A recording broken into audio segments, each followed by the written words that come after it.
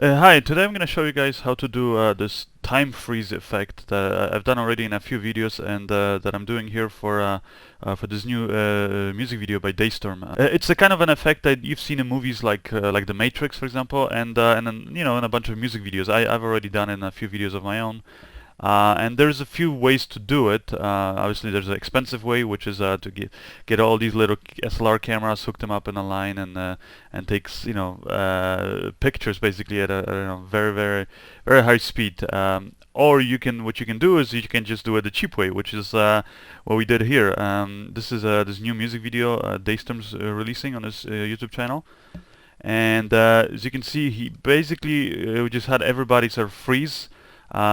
Stop moving, is just pretend that they're frozen, and only Daystorm was moving through the scene and the camera. This is how it looks. And here's another scene. The same thing, camera's moving, everybody else is frozen.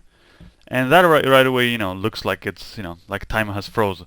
But to really kind of help sell the effect, it's good to add things that basically you couldn't really just stage like that. So things, for example, that are suspended in gravity. And to do those, we'll create 3D models that we're going to place into the scene. So first thing we got to do is we got to track these shots. So what I mean by that is we got to create a 3D camera in the computer that moves the same way as the camera did in this location. So we'll be using boujou. So here's the program. Inside boujou, there's a lot of other different things you can do, but I'm just going to use the basic settings. So I'll click here, import sequence. We're going to go look for where we put the image sequence from the video, and I'm just going to click open.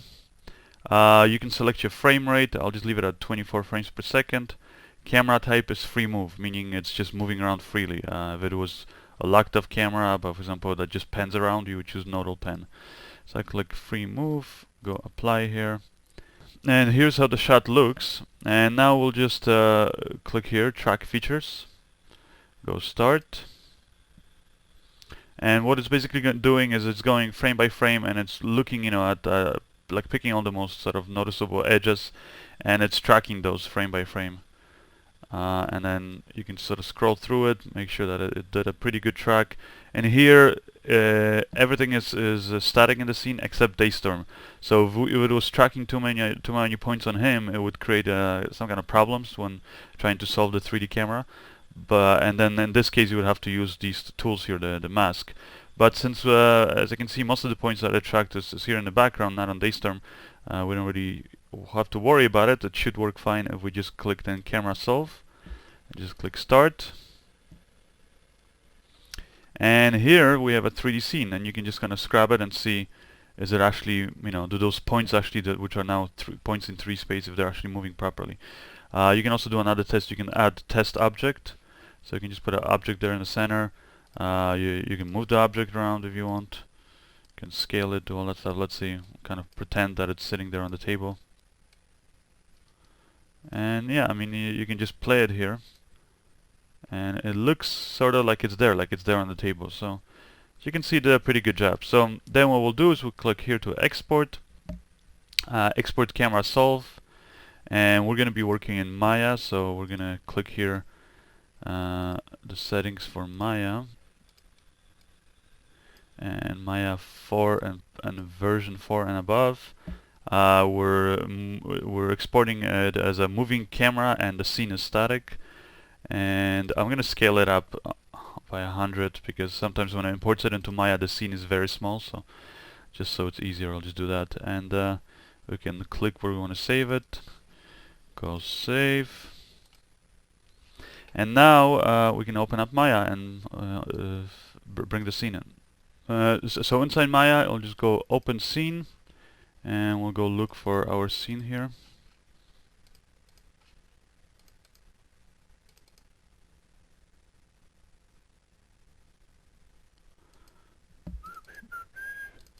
Okay, okay, we have the scene in here inside Maya, and so you can see all these points here. Those are those 3D points that are tracked. And here's our camera. and this is just our image plane, and you can see the camera is now moving around those points. We can, for example, take any object, like right now, you can put a box, for example, here, and put it in 3D space. Let's see, somewhere here. And if we look through the camera, again, it will look like the scene, like the box is in the scene. So now what we want to do is, let's say we want to add like one of those cups here that the guy is holding. We'll just build one like that really quickly.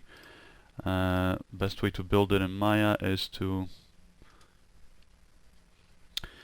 just grab your curve tools. Grab this curve tool. I'll make it a linear curve. Good. Go to the side view. And we'll just start drawing this sort of a cup.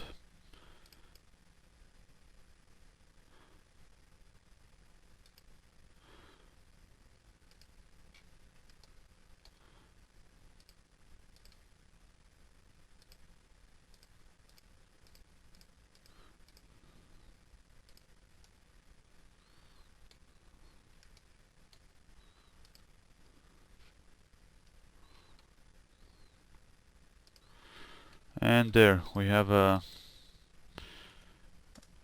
curve that we created that looks like this, and what we're gonna do it is we're gonna sort of revolve it around its center. So if we go here in our perspective view, this is how the curve looks, and we can then just go to our surfaces, and we can do a revolve around here.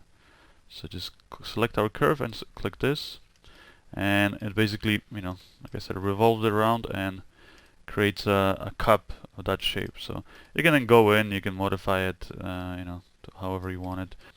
Alright, and now let's say we want to create a quick little texture for it. Let's go to Hypershade, create a, let's say, font texture, material, and then for the color we'll make it a ramp. So we'll go to ramp, let's assign this texture here, so right click or assign to material selection. Now you can click 4 is for wireframe in your viewport, click number 5, it's for shaded, and here number 6 is for, you can see actually how the textures look. So right now our texture is being applied at a wrong angle, so we'll go to our settings here, go to color, and then we'll go to the place 2D texture, and here we just want to rotate it, so the UV map, we'll rotate it by 90 degrees.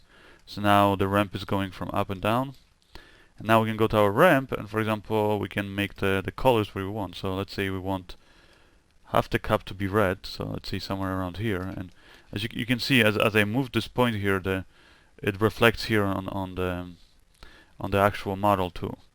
So we'll just move it up till basically just the cup is red, and then the rest of it will make it white, or sort of almost white inside there, like that. At this point we can delete.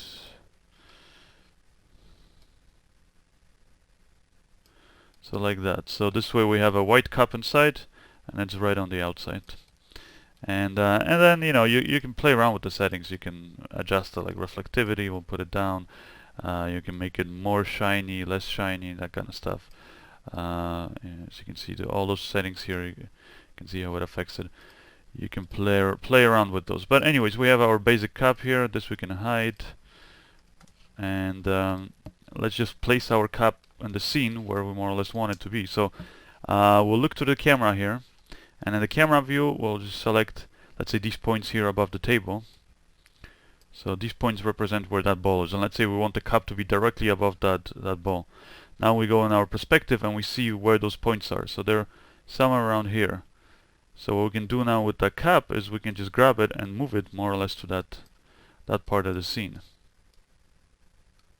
So we'll move it around. Let's say, put the cup, let's say, somewhere like this.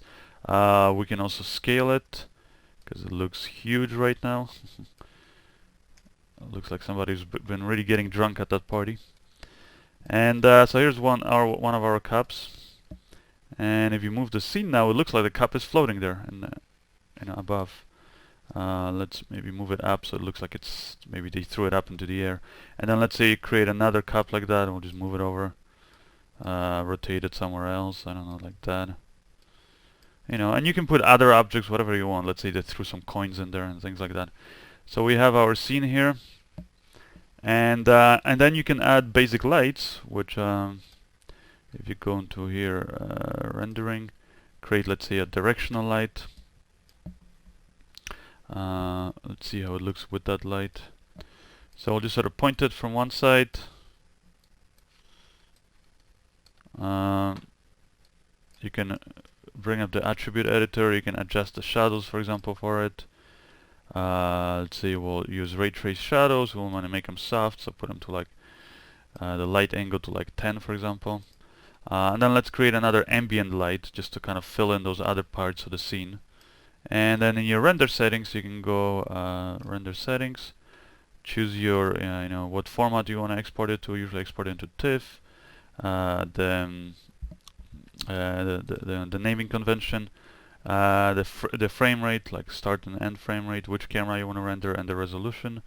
Also, we'll render it in mental ray. I think it will just look better in mental ray. And you can adjust the quality, for example. Right now, just put it to production, and we can do a quick test. So go render view, and just go just make this smaller. And we'll just click render camera 1:1. See how it looks. So the cups are good, it's just that ambient light is really strong. So we'll take the ambient light and here, decrease the value to like 2. And let's make sure our other light is at 1. Yep, it's good. Okay.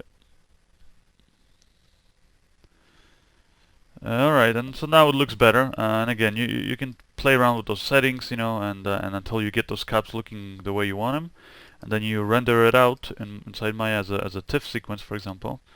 And you can see here, this is how it looks. And then once you've rendered it out, we'll bring it into After Effects. So here inside After Effects, we have our shot.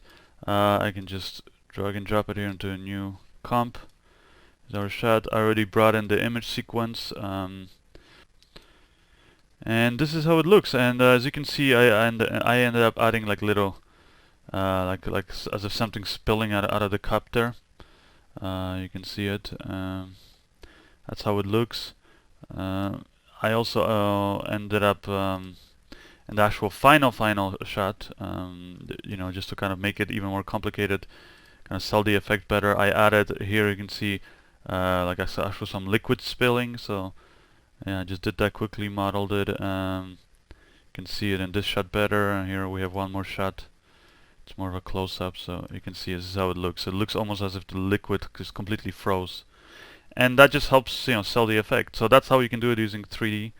You know, the 3D animation. You can also, I mean, if you really wanted to get an effect like that, and let's say you don't know anything about 3D.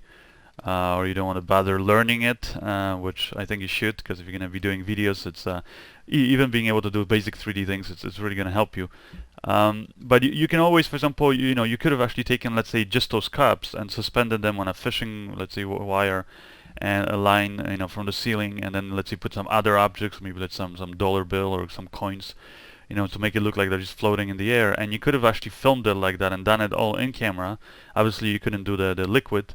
But you can do it other ways like that, and really save yourself the headache and money also, you know. Yep, that's it. That's how the effect looks. Check out Daystorm's video. It's on his channel, I believe, premiering today. And also, I've got a bunch of tutorials that, you know, I have on my channel here you can check out.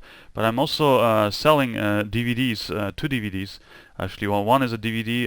It basically documents the making of the short film, and I teach you everything in there, basically how to make a film like that, or you know, similar to it. It's over 2 hours long, and it has a lot of cool tutorials that you'll not see here on YouTube. And I also have a new product where I teach how to make music videos, and I'm selling it as a digital download, or I'm selling it also as this cool little USB. It's 8 gigabytes big, and basically the tutorials on this one are there is over 5 hours of tutorials, first of all, and I show you everything, like equipment I got, to how I filmed it, lighting setups, costumes, locations, all that stuff, to editing tricks and special effects, and even how to find work as a director in music video industry. Show you all of that in these tutorials, using these 3 examples, these 3 actual music videos that I did. So check it out. Just click the link here on the video. And as always, subscribe and follow me on Twitter and Facebook. Thanks.